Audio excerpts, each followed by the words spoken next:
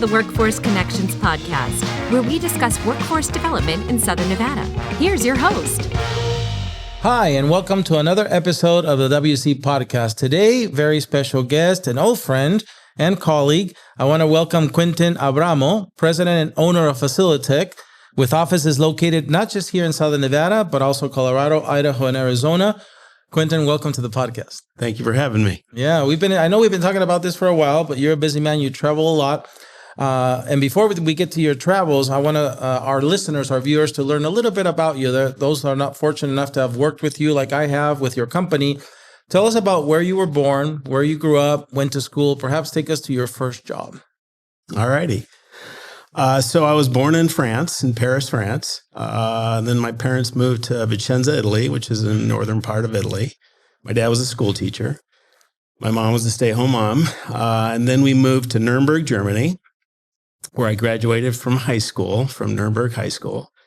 And then from there, I went to the University of Arizona and spent 4 years in Arizona. And that was sort of the education part of my upbringing. But I was able to live in Europe for 17 years of my life and had a true experience that I feel very fortunate about. So I got to learn a couple of languages and see amazing buildings, amazing art. And that's probably where I get my passion for art and architecture. Yeah, we're going to talk about that in a second. What would you recall? My first job was peeling chickens, believe it or not, dipping them in hot water and peeling their plumage out. What was your first job that you remember? So I had the good fortune of working in a gummy bear, or as they say in Germany, a gummy bear factory. And I was a laborer. I made gummy bears, of all things, late 1970s. And I really learned a lot during that job. I worked with a lot of amazing people and had a summer job, made enough money then to, I don't know if you might know this, but I think you can still do it, get a Euro pass. Oh. So for 30 days, you get to travel all over Europe. So I made enough money to eat and most of the time sleep in youth hostels. Yeah. But I made enough money to travel for 30 days around Europe. And I did that 2 summers in a row. That is cool. Is a gummy bear what we know here as a gummy bear? A gummy bear is what you know here as a gummy bear. Okay. And it does not have any medicinal properties, or it did not at the time. They were just regular gummy bears. Just a snack. Just a snack. All right. So that was my first job. So, growing up in Europe, again, I know because I've heard from you, really gave you not just a deep appreciation, but a real passion for, as you said, beautiful things. And beautiful things are pieces of art, buildings, architecture, furniture, which we'll talk about today too.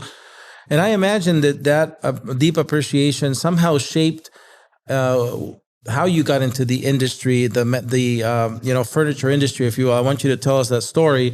But I think I've seen it that passion you have impacts your company, the way you do business, the way you set up the spaces you occupy, because I was in your showroom last week. But also, I think the mission, because Faciliteq's mission is to create spaces that encourage creativity, comfort, and productivity.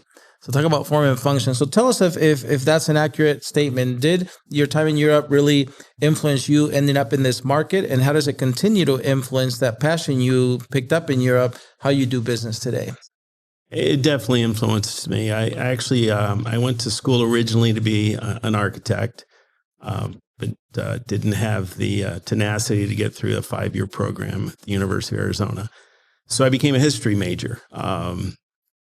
The way I got into furniture is actually kind of a funny story. I started delivering furniture at night on a truck, residential furniture. I was the guy that moved furniture in and out of homes. And started to appreciate the fact that was a business that I thought was interesting. And then met a guy that actually introduced me to commercial office furniture. And that's really the career path that I took. When it comes to growing up in Europe and understanding that we lived in a house that was 200 years old and had frescoes on the ceiling. Wow. So you do get an appreciation growing up for the beauty of art and architecture. The thing that always impressed me about Europe is they have buildings that have been standing for 500 years. They built buildings for really longevity. It wasn't a transactional experience, whether it was a house or a school, and actually they turned our house into a school eventually because it wasn't that huge of a house, but just the architecture of the house really allowed for that. When you start to look at older buildings, which in the United States, we're lucky to have some buildings that were built in the 50s and 60s and 70s, which doesn't seem that old, but for the United States, it is, at least on the West Coast, it is old. And I always thought of those buildings as having multi-purpose. So adaptable reuse to me is a real passion. I see a building, and I think it can have a second and third and fourth generation. And I think we need to be, Las Vegas, we're pretty, and I've been here for 20 years, we're pretty used to tearing down buildings. And I get why. I understand that progress requires that. But I also think as a community, what's important is that we have a history here. And that history should be really memorialized and appreciated. So as much as I enjoy working with new buildings, I equally enjoy working with older buildings and turning them into something different than they were originally. So, and I've seen that, and not only in your most recent building you occupy, which is a great refurbish or, upgrade of that building, still maintaining its spirit, but also in the previous ones you've owned here. So in other words, what you just shared with us, you've put into action in the lifespan of Faciliteq here in Las Vegas.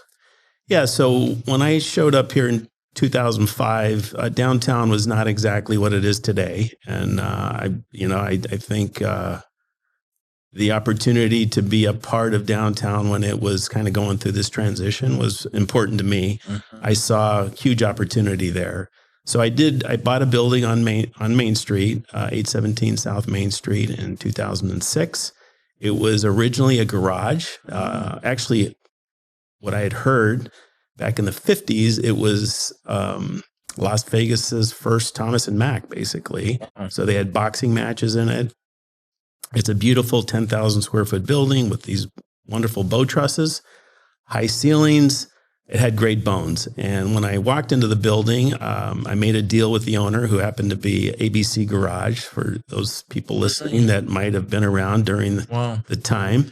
It was right next to the El Sombrero Mexican restaurant, which I know a lot of business owners and business people and politicians spent a lot of time at the El Sombrero, that little tiny place. Had been in business for 50 years. Great proprietors. Jose and Teresa became my friends. Wow. And so I really wanted to take this old building on Main Street, which I thought was an amazing address, and turn it into our showroom. So originally it's a LEED Silver building, which I'm very proud of. This was in 2006. We got that designation as LEED Silver. And, when you look at taking an older building and turning it into a relevant 20, even to this day, I mean, if anybody would tour that building today, they would be like, wow, this is really a cool building. So what I wanted to do is incorporate all the things that I'm passionate about. So I call it kit of parts construction. It's an access floor with underfloor air distribution. When you're cooling big spaces, that tends to be a better operating cost long-term. Mm-hmm. So again, being sensitive to the environment, understanding energy costs go up pretty much regularly. Excuse me. And then being able to turn it into a very flexible space. So we moved in October of 2008. I got handed the keys during the Great Recession, which was a lot of fun. Probably a lot of sleepless nights. Yeah. Got through that. And then was able to basically lease part of it out. I started a co-working company in the building, and then basically rented it to a law firm, and then sold it. And the reconfiguration costs were minimal, so it was a huge, from a developer standpoint, which was my first big development. Which 10,000 feet doesn't sound big, but for a guy that's never done it, it was actually a pretty big deal for me. And then just being in downtown was great. So being part of the downtown experience in Las Vegas, and helping Oscar Goodman sort of with his vision of turning downtown into what it's become today. So I'm really proud of being part of that. Yeah. And I think, again, we're going to talk about the cost benefits of raised floors and modular walls here in a second. But You just talked about Oscar Goodman and his wife, Mayor Caroline Goodman. They've now, if you will, retired together, ex-mayors of Las Vegas. But in the heart of the downtown area, there where City Hall is, they have now what's called Civic Plaza, or Mayor Oscar and Goodman, Caroline Goodman Plaza. And they have a statue of them right there as well, because everything I think that they've contributed to. And even though you and I met back in 2008, 2009, when I was just had joined Workforce Connections, we had a location over there by Westlake Mead and the 95. And our first project together was that we outfitted a pretty open space that we wanted to be reconfigurable. And so everything was on wheels, from the sofas to the closets to the desk, everything. And so it was very new to not just our organization, but I think any organization to have that modular capacity. And I think it grew on people, because we remodeled several times, and that reconfigurable furniture really is with us here today in this property, as I was showing you earlier. So, but now, fast forward many years, in 2024, we are working on another project where we are part of that Civic Plaza, if you will, move. We're not just the Vegas Chamber, who's going to be on the second floor, but we, Workforce Connections, will be moving in September to the fourth floor. And again, that's kind of was the thing that you and I have been working on, your team and my team. That project will bring many employees from the city of Las Vegas that are decentralized right now to one location, a campus feel that will have food trucks. And again, we'll be a part of it. And during this process, I know that you've told me that you, of course, and your company believe in workspaces that are sustainable, economical, and employee friendly. And you shared with me that you founded your company with the conviction that these spaces have to be designed thoughtfully, with specific regard, as you said, to its environmental impact, to optional technological implementation, but at the end of the day, the comfort of those who use them. So I'd like to ask you, how do you think we're grading in those things in this project that now you've learned a lot about? Are we doing okay in these regards? Yeah, absolutely. So, this will age me, but I've been in the furniture business now since 1982, so 40 some years. And I've seen the transition of what office furniture is either meant to employees or is meant to owners or meant to leaders who, for attraction and retention. So when you think about, I'll give you a brief my little history of office furniture, but originally workstations were a necessity because you had equipment that was fairly large, that you worked off computer equipment, and you had to bring power and data to that equipment. So workstations became a very standard, and they were typically large. They were 8x8, 8x10s, even 8x12s, which is one of the core businesses that we're in. And I've been since I've been a Haworth distributor. But as the years have gone by, including when we talked back, whatever it's been, 15 years, 16 years ago, then the concept became furniture needs to be flexible. It needs to, it can't be so rigid. I think facilities managers and health conscious people were looking at how people were working. Ergonomics is obviously an important factor when you're sitting at a chair for long periods of time.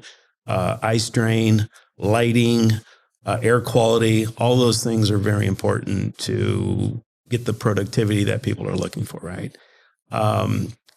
COVID really sort of started what was probably going to happen over time, but COVID really pushed the envelope to make it happen quicker.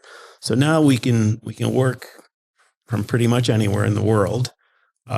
We have a computer in our hand that's probably more powerful than computers were in the 90s and even early 2000s that we can carry around in our pocket.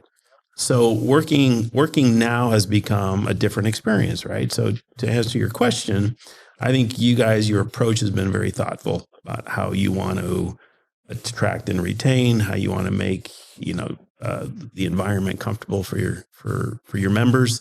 And I think you've done a great job at really doing a deep dive into what's important to people. Sometimes I believe today there's a whole population of younger people who make it a point to decide where they're going to go work somewhere based on environment, based on leadership, what's important to leadership in reference to sustainability and work adjustments with, whether you work from home or whether you have the access of working from home.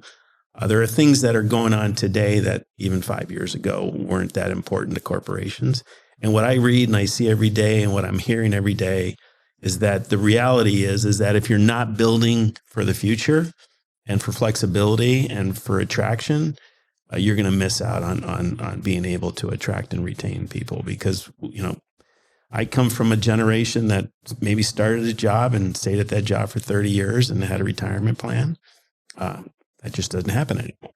So you have to be thoughtful on how you look at bringing people together and getting the most efficiency out of not only their time, but just operating expense. I think a lot of people build buildings. We're one of the few countries that build tall buildings without, natural airflow. Yeah.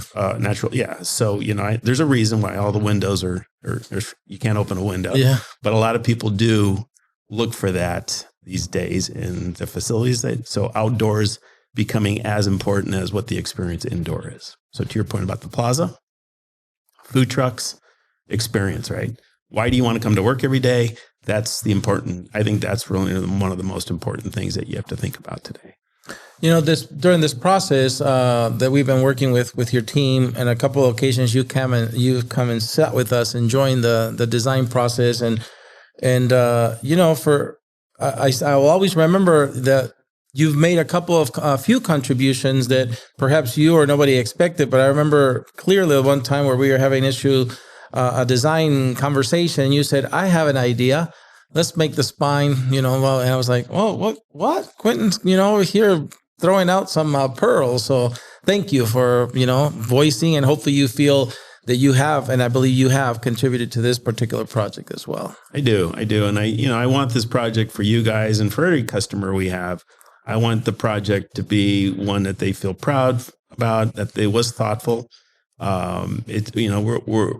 hopefully more of a consultative company than a transactional sales experience. We care about our customers. We've had a long-term relationship with the county, with the Metro Police Department. Now the city. And I attribute that to our team, our staff. A lot of people can do a big project well. It's that last 5% that really you're measured on. It's construction, right? It's a complicated process. So it makes me proud to think that Lauren, who's a very special person in our organization, takes the time to take a measurement like that. So even on the plans, if you think it's going to fit, because then who's upset when the product comes in and it doesn't fit? Mm-hmm. For 20 years, it won't fit. Or 20 years, or you paid money for something that you're really not 100% okay. You can live with it, but at the end of the day, you take that extra step and you deliver a good experience. And that's really what I think our company is about. Yeah, and they're doing it now. Today, again, we spoke to your staff and we're talking to the city about just last minute final things. Like you said, the drawings have been showing the plug is going here. And so we're ordering our furniture for that. And then when we go measure, it's not there. How do we fix that? We need to fix that. So I appreciate your team for that as well. Now, one of the things, again, that I know about you, having spent all that time at Haworth, as you said, the second largest office furniture manufacturer in the world, that's huge. That's meant that I think that's why when we sat in that room over the last few weeks, selecting, you and I have looked at so many colors and the spectrum of the colors and the textures, the kaleidoscope of things. And it's been an enjoyable, I think, process. And I think one of the things I found out that you and I agree very much on is that form is just as important as function. Absolutely. It has to work. But how much better is it when it's also beautiful and you love it and you love to look at it and sit on it and work on it? So I think I'm very happy with where we are in the project evolved. Regarding that, I think that this industry, as you explained earlier, it continues to evolve, trends, styles, and whatnot. But at the end of the day, it boils down to that. Is the thing you're buying going to work for you? And are you going to love it? And so how did those years at Haworth, I know you've met the founders, the owners, how did those years shape that about you and influence how today for you form and function are just as important? So I joined Haworth in 1990, actually in New York City. I was living in New York City for 3 years when I joined Haworth and then moved to Phoenix. But I was fortunate enough to meet G.W. Haworth, which was the founder of Haworth, which, to your point, when I joined them, they were 100 million. And now they're 3.2 billion through acquisitions and through global growth. But what I've always liked about Haworth, there's a lot of great companies out there, Jaime. There's a lot of companies that will deliver that same product that we can deliver through Haworth and our relationship with Haworth. What I think Haworth has had the benefit of is they're a privately held company, which is pretty huge, being that size, privately held. So it transferred from GW to Dick Haworth, who was really the idea guy for Haworth. He's actually, I don't know if you even know this, but he had a patent on running power through a panel. Uh-huh. His dad came up with a panel. But as computers started to come into the market, Dick Haworth has a patent that runs power through a panel. Every other furniture manufacturer copied him, and then he actually sued him for patent infringement and won. And it was a big settlement from Steelcase and Herman Miller and Knoll, which gave him the ability to go out and buy a bunch of other companies. So as I was part of the Haworth experience for that many years, really as a Haworth member through 1996, I believe it was.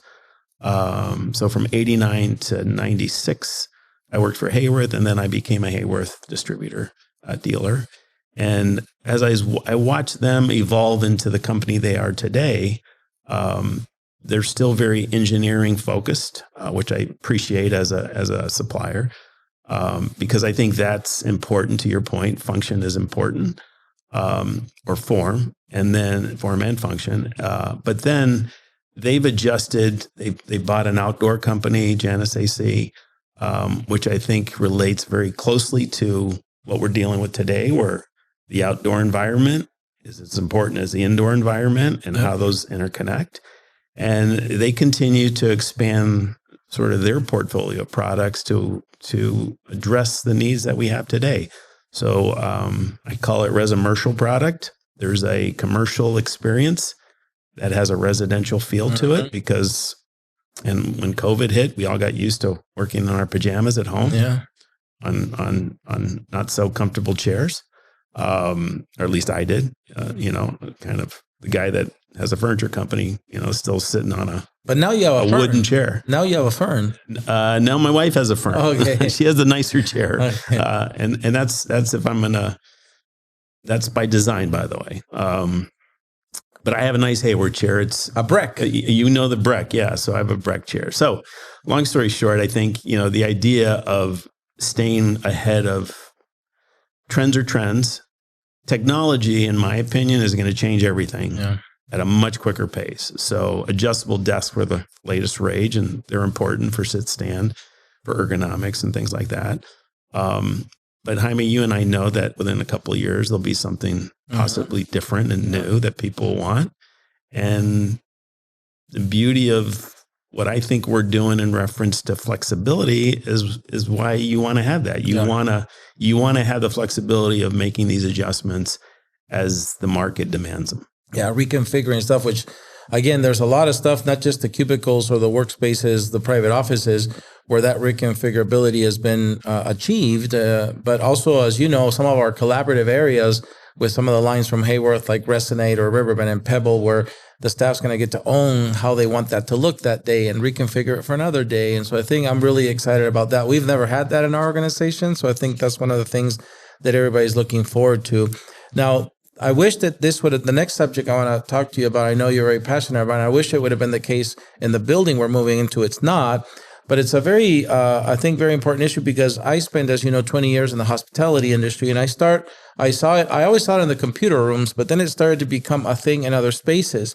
And we're talking again about access floors and modular walls, which I know you can dive into a little more, but there's obviously some very good long-term benefits to building that way. You just explain them. You can, the cost to reconfigure is so much lower. But in the past, there used to be this perception that, but it's a lot of upfront cost to get that long-term benefit. And one of the things that over the last few months, working with you so closely, you've told me that has changed. And so I always ask myself, why wouldn't everybody then consider, if there's not a financial premium, to build a building that has a lower impact on the environment, but that most of all gives you a lower cost of operations across the life? Why are not more people building buildings this way? So I've been asking that question for the last 20 years. So my first experience with a raised access floor, or UFAD, which stands for underfloor air distribution, was the Mulaski Corporate Center in downtown, which I believe that's a nice was building, completed in 2009. Yeah.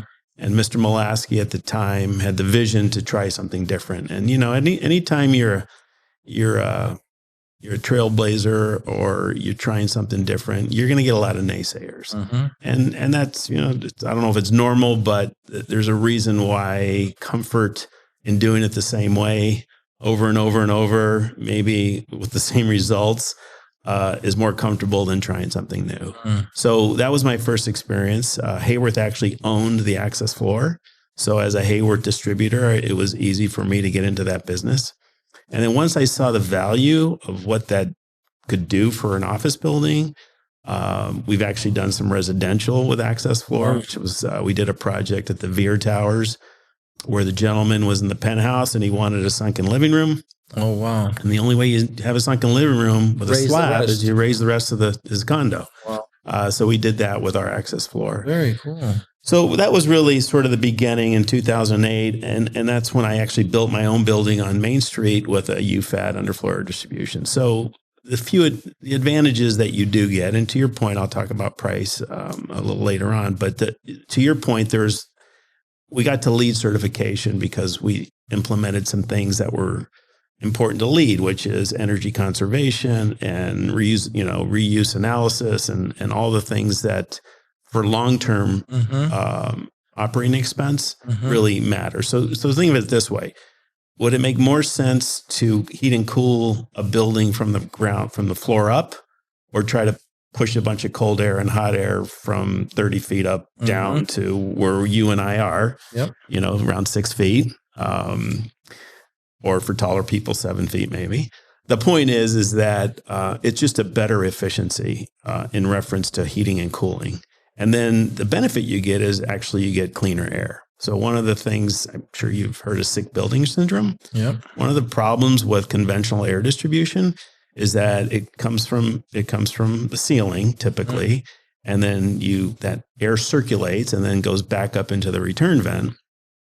Well, if it's coming from the floor, it's just a one-way street. It doesn't recirculate, so you're not potential germs and other dust and other particles don't basically recirculate in your air. You're heating and cooling as one directional, right? So that's one of the advantages. The other advantage is operating expense. You save a lot of money because you're only heating and cooling up to 7 feet above your slab or your access floor. So I'm a believer in that. And then on top of that benefit, if you do UFAD, you run all your utilities under the floor. So you're running your power distribution, your data distribution. Your power distribution it's a pre-manufactured UL listed power distribution, which allows you to basically, and we do all the engineering as a company. So we're now a specialty contractor that has the ability to do this. We're not electricians, we're not HVAC engineers, but we work closely with HVAC engineers and electricians. And basically the idea is you pre-manufacture all this in a factory, you ship it to site on pallets, you roll it out. So I was telling a gentleman today, we've rolled out power distribution with quick connects to our furniture, quick connects to conference tables, whatever it is. We can do 10,000 feet a day with 2 people, which is unheard of. So Why is there an advantage to that today? The challenge that we're all going to face now and in the future, and probably why it's important for you guys to promote a workforce that is capable. We just don't have enough plumbers and electricians and carpenters to do the kind of work that we're looking to do today. So we've got to get creative on how we build buildings, in my opinion, in the future. So the access floor provides you what I call a technology floor, which allows your quick connect, power, and data distribution. And to your point, first, second, third, and fourth generations, the infrastructure is already there. Yeah. It's not built traditionally. So you're able to basically build it once. There's no waste. And once you have a technology floor, why would you put a permanent wall on a? Right. So I call them permanent walls in temporary locations, which is our modular wall system. Yep. And then, of course, we also do furniture, so we can incorporate that. So there's a program called IPD, Integrated Project Delivery, and I think not enough of us really believe that has value. But what it is you basically, like you did, Jaime, you pick your partners. You give them a goal to meet, and in reference to cost and time. And then your partners, you get all in the sandbox together. You work together. Everybody has to make a profit. So it's not about, I'm going to steal from this guy to take from this guy, but we all benefit from being in the sandbox together. And you come up with a project, and that project can be not only delivered in a quicker time frame, but I believe in today's market is actually less money than conventional construction. Wow. It's important that I work with GCs and their subs, because we're not a GC and we're not electricians and we're not HVAC, but I believe that our solution is actually a benefit to not only the construction industry, but also the subcontractors that we work with. Because if you're an electrician and you're having a hard time finding people, which I know in Boise, one of our new markets, they're down by like 1,500 electricians for the amount of work that they have. If you have a way to deliver power more efficiently with less people, wouldn't that be a benefit to your company? Yeah. So, and I've been to your co-working space over there on the Blackfire, building. And I remember I came back after a while, and a certain area was reconfigured completely. The office looked different. The walls were in a different position. And again, it wasn't major construction because it was all modular. It just moved the power from here to here by raising a few access panels, and the walls snapped right back into other places. It was amazing. So you're right. I think I haven't been lived in these buildings where you have to call in somebody to drill concrete and run conduit and do this. It just seems like a no-brainer. And again, having heard that now, not only is it not more money, perhaps even less money, I think more people need to really look at that when they're considering building spaces. So thank you for sharing that with us. And the next question I wanted to ask you was regarding spaces. Once they're built, there's these, you see them on TV all the time, the Googles, the Yahoos, they build fantastic buildings that are, again, meant to bring people back into the workplace, as you said, from this remote situation we were in about for 2 years. And so there's a lot of amenities there, ping pong tables, foosball tables, billiards, and coffee shops, and of course, some the private sector can do a better job than the public sector. But, there's this balance that I know we work with your team on trying to create this. We need to have enough private spaces in this area that we've designed out and hopefully furnished soon, where people can go and do their individual focused work, whether that's a private office or a private cubicle or a phone booth or a small conference room or a quiet room. But then there's also, we wanted to have something we haven't had before. We've had the normal meeting rooms where 8-10 people can go around a conference table and collaborate, or a room like this one where maybe a bigger amount of people. But we've never had something more specific and purposeful, like a technology room with digital whiteboards and comfortable sofa furniture that you can move around. These Haworth has this stuff called the openest chick poof, where it converts from an ottoman right to a chair, and you pull it here and put it there. And so there's this real intentionality for us to strike a balance.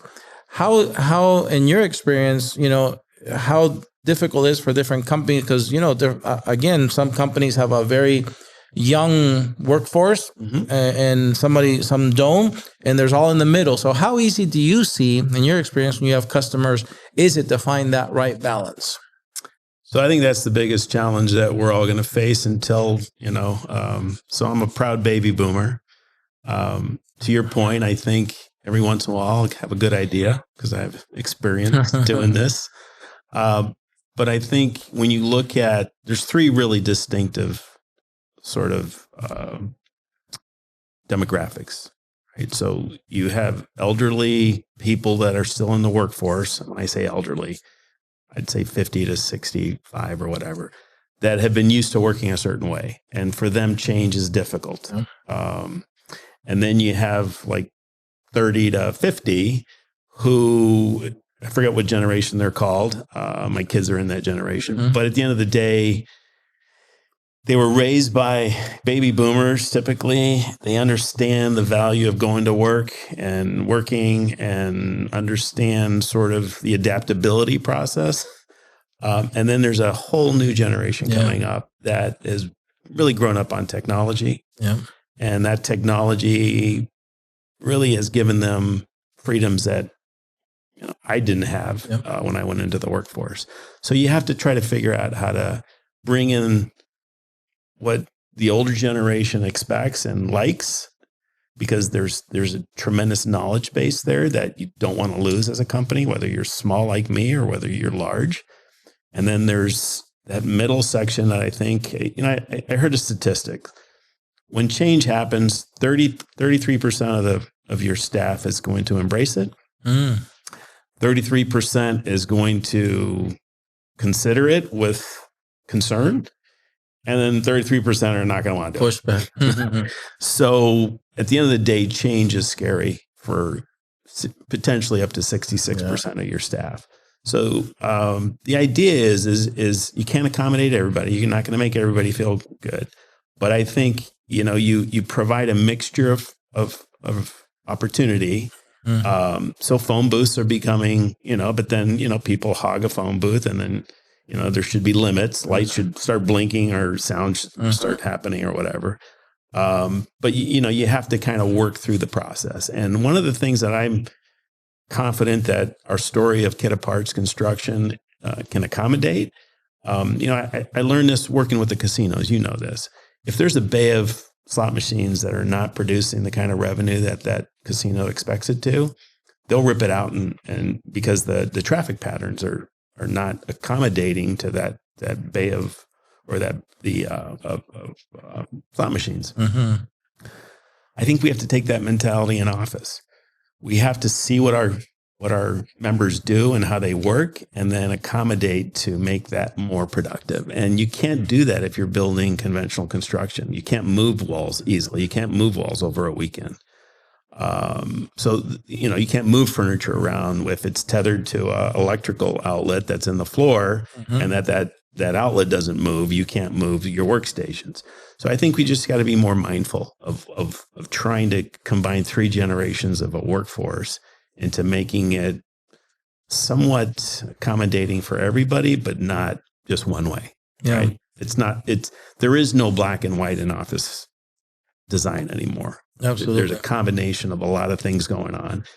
And again, outdoor is becoming probably one of the most relevant amenities that people can offer. It's less about, I think, ping pong and, if you're WeWork, beer pong, and it's probably more about, I also have a feeling like, unlike my generation where after work was important, this is what I'm saying, maybe I'm wrong, but I think people want to come to work, do their work, go back to their families. And you want to create a work environment that allows people to either put heads down and collaborate at the water cooler. If we even have water coolers anymore. Right. Sure we do. But, that's what I mean. So, flexibility, I think, has become the number one concern or criteria for good office design. I agree with you. And I think part of the reason why we do like this Civic Plaza move is because, it has a lot of amenities outside. It has not only the Civic Plaza, which has a stage and beautiful walkways and sitting spaces. and a place for food trucks that you create a campus feel. But it also has outdoor dining areas, not just on multiple levels, 5th floor, terrace, and so we like that. And plus, we're also trying to bring, as you know, an outdoor feeling to our space, which is where your second big idea came. You influenced the selection of the pergola color. So, you said, hey, I have one more idea. And so that one also made it to the final cut. One final cut that I like to make one day, and that's my next question is, I'm going to ask you about, you've been on many projects, your Haworth days, now Faciliteq, and I'm sure there's got to be a few that you're really proud of, that you remember. Wow, we really hit that one. That was a home run because of ABC reason. And again, we'll find out. But one day, I hope that our project that we worked on together makes that list. You can say, I'm really happy about that Civic Plaza project. Jaime and I had a couple of good ideas, and you can go see it. I'm hoping that, again, the not just, I know my peers are dying. Everybody I've shown the space is like, wow, can't wait to see it in person. But I hope also that your Faciliteq customers and Haworth customers get inspired when they come to this space. But what are some of the projects so far that you can see, like, here's a project that I feel, really proud of for whatever reason? So if you invite me back in 5 years, I'll make sure I mention your project as one of my top. So I'll tell you, coming to Las Vegas in 2005 for me was not an eye opener, but it afforded me the ability to really, and I'd worked in New York City, I'd worked in Phoenix, I'd worked in Denver, I'd worked in major metropolitan areas. So I had a pretty good history of interesting projects. I will tell you that Las Vegas for me has probably provided, I know I've been here for 20 years, but provided the most interesting projects for me. So, the one that really, there's a couple that stand out. And like I said, yours will be one. But the one I think that really had the most impact with me was the Frank Gehry building. So the Lou Ruvo Center. Beautiful building. I was told that Frank Gehry had never purchased office furniture from any manufacturer or anybody. He actually designed his own. Wow. And so I cold called his office in Santa Monica and happened to hit it off with their project manager.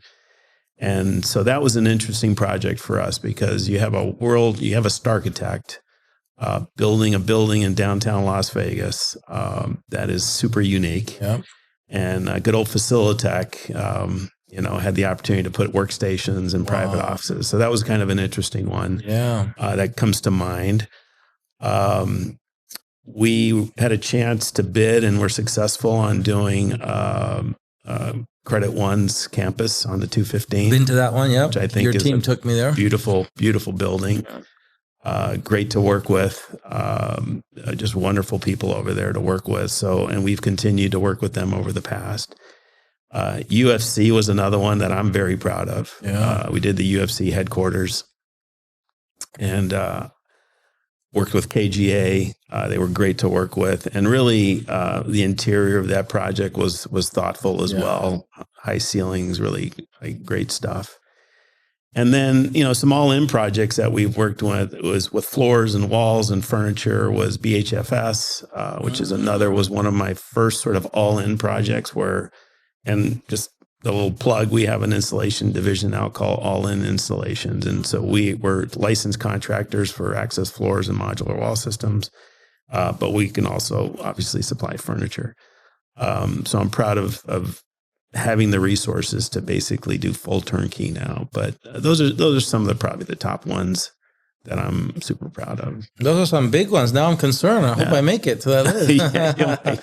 I've been to all those buildings. Well, and of course, Clark County and the city of Las Vegas. Yeah. So not only did we do City Hall, but we're doing Civic Plaza, and then Clark County, we're doing a restack. One of the very first projects I worked with the county was the RJC Center downtown. Actually, it was Government Center in 1995, I believe. Wow.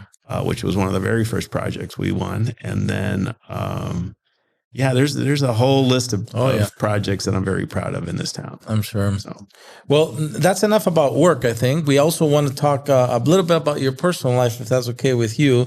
I know that, again, you are a hard worker. Sometimes we're talking late at night or early in the morning or on the weekends. And plus, you have to travel to multiple cities because you have staff in 4 states. But What about when you're not working, when you, and I know again, you love arts and culture and music and things, but tell us a little bit about hobbies or activities that bring you fulfillment, that you really look forward to, and that replenish and give you the energy to go back on Monday morning and get all started again. You and your family, what are the stuff that you do?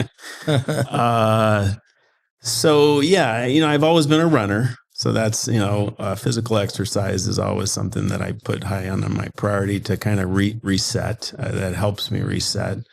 I love hiking. I love mountain biking.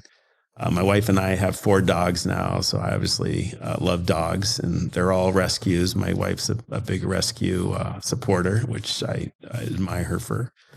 All 4 of them are in Denver, the 4 dogs? All 4 dogs are in Denver. We have a nice little piece of grass up there that's fairly sizable, so they can run around and have fun. I just like working. I like working with my hands. I like working in the yard. My goal as I potentially retire from Faciliteq one day is to have a wood shop, and I'll tie this into my mom's 700 posters and build frames for my mom's posters. So, I love working with wood. I love working outdoors. I'm learning how to make bread. I golf once in a while. I'm a horrible golfer, but I do that. I just spent some time with my brother on Cape Cod, golfing for a couple of days. So no, all in all, I love to travel. I love to see the world. I've been really fortunate to see a lot of the world. I've been to Asia. I spent a lot of time in South America fishing. So if I can throw a fishing trip in the middle, I'll do that. You haven't gone to Peru yet. I haven't gone to Peru, but I know that'll be a stop. I want to do the Camino de Santiago. Wow. So yeah, I just like being outdoors. Yeah. Oh, here you go. Probably. No, that's a really nice list, I think. And maybe that's why Mr. Haworth liked you, because he loved to work with wood as well. Yeah. And so you guys probably got along. Yeah. I love that vision. Just your shed and building frames for your mom's. That's like my happy place, right? That's pretty cool. So, that's the goal. And, my staff keeps telling me you're never going to retire, so don't talk about it. But I'm getting tired. I'll be honest with you. Well, especially if you come into big meetings with customers like me and you come up with these big ideas. One idea a day. I'm pretty much done. One idea a day. So I enjoy this, and you know what? I'm fortunate enough that as a wannabe architect, turn into a history major, turn into a furniture guy. I can't tell you that I not enjoyed my career path, and probably most every day that I've worked. So that alone is something that I should be not only proud of but happy for. Absolutely, there's nothing better than that. So, with that being said, transition to my next question is: I often wonder about if I could talk to the 18-year-old version of myself. I think I could save him a lot of pain, because I've acquired all this wisdom with time. They say, that youth is wasted on the young because, they don't have this wisdom and this experience. But then I think that guy didn't listen to many people. I don't know if he'd listened to me. Yeah. But if not the 18 version of yourself, if there was somebody who was young, starting their career today, and like you, say, well, maybe I think I want to be in architecture, but I do like art, I do like furniture, and I would like to be one day a business owner. What nuggets of wisdom, what have you learned in your life that you can pass on and say, well, here's some advice for you if you one day want to be a business owner, if you one day want to be, spend all these years at the second largest office furniture manufacturer in the world. What kind of advice could you pass on to a young person that maybe relates with you and wants to go where you are? I'd give them the same advice I gave my kids. Follow the passion that you think you have, because you may not even know it at 18 or 20 or 25. But keep on searching for that, because it's there. It's somewhere in you. You just need to find it. When it comes to being an entrepreneur and starting a business, or I would say, I think the thing people are challenged with the most is the fear of starting, because it can be scary. And, if you're passionate about something and you think, and you have conviction that it's the right thing to do, and you have this will not to give up, you'll make it. It's if you think you're going to make money fast, don't start a new business, because you won't typically, unless you're a tech guy, or gal. So that's it. I just follow your heart, and I've never put money as a motivator for me. If it comes, great. If it doesn't come, I'll be happy in a shed, a wood shed. I'll be happy working in a wood shed.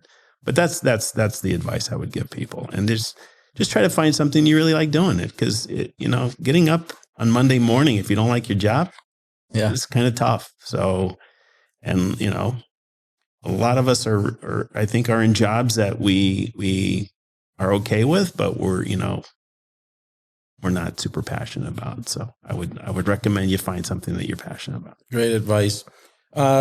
Quentin, as we near the end of the podcast, we always give our guests an opportunity to talk about upcoming events, initiatives that you might be involved with, whether it's Faciliteq. I know you're also involved, like you said, with downtown Las Vegas events, or any other organization or event that you want our listeners, viewers to know about. Is there anything coming in the horizon that you want to share, want people to be aware of? So we're going to have our 20th year on October. Unfortunately, it's a date that in Las Vegas is not always considered a good day. But it's October 1st will be our 20th year. So it's on the anniversary of the shooting. Yeah. But yeah, we're gearing up for our 20 year and beyond. I believe, for us as a company, we're really looking at what our next 20 years looks like, and who can lead the company into the next 20 years. Cause we feel like we have a good story to tell. Mm-hmm. We just need to be better at telling it. I love seeing what's going on downtown. I just had dinner downtown last night, and I just love to see what's going on in downtown. And I think downtown has a huge future. So anything I can do to help the downtown sort of experience, I'm always up for being a part of that. And then we as a company have been really supportive of local companies that I feel are veterans that are doing the right thing. And there's a lot of simplicity in what I believe in, and the idea of kind of giving back is important to me. So I've always thought, but I don't have anything specific that I can think of in the short term, but I'm always part of hopefully a bigger picture. Well, in October, we'll celebrate your 20 years, but in September, hopefully you'll come to our open house. And I'm going to get dressed up for it, Jaime. Several layers. I'm going to several layers of clothes, and I'll hopefully look pretty good. So we'll try. I'm sure you will. My hair's getting whiter. I'll just leave it at that. I look forward to it. Well, thank you for coming today and joining us today, Quentin, at the podcast. I appreciate it. Thank you. We look to your return so we can quiz you. Did we make the list? Yeah, absolutely. All right. I'll pick it as a date in 5 years from now. Sounds good. Well, that's it for another episode of the WC Podcast. We hope to see you at a future one. Until then, stay safe.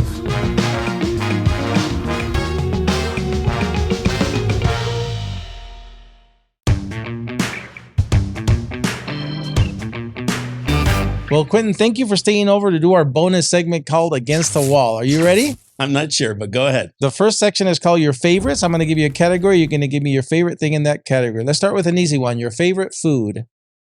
Mexican. Your favorite wine. French. Your favorite season of the year. Spring. Your favorite type of music. Classical. Favorite book or movie. Easy. Saving Private Ryan. Favorite city to visit. Venice. Favorite place to golf. Paiute. Favorite college sports team. Arizona Wildcats. Favorite professional sports team. Golden Knights. Awesome. You made it through the first section. No problem. Very good. Now it gets a little tougher. Second one is called Tough Choices. So here's the first one. Vacation or staycation? Vacation. When you go there, stay in a hotel or Airbnb? Airbnb. Red wine or white wine? Red wine. One day when you retire, will it be on the ranch or in the city? Ranch. If you could spend the day by the ocean, would you pick that or hiking in the mountains? Ocean. If you were a superhero, would you rather have the ability to fly or breathe underwater? Breathe underwater. Ability to speak with animals or speak any foreign language? Speak with animals. Here's where it gets hard. Actions or words? Actions. Justice or grace? Grace. Well, you made it through the second segment. Very good. Last one, Quentin. Here we go. Finish the sentence. If Quentin could visit any place in the world, it would be? The Vatican. The best part about living here in Southern Nevada is? The people. Quentin's favorite thing about his job at Faciliteq is El grande jefe. if Quentin could travel back in time, he would travel to 1920s. And 3 words that describe Quentin are Nice. Friendly. Easygoing. couldn't agree more. And doing the WC podcast here with us today was Excelente. awesome. Well, thank you for staying over.